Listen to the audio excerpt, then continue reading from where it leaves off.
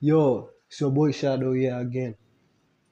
Manze, sasa hiyo story na about kulift heavier weights ndo upate power.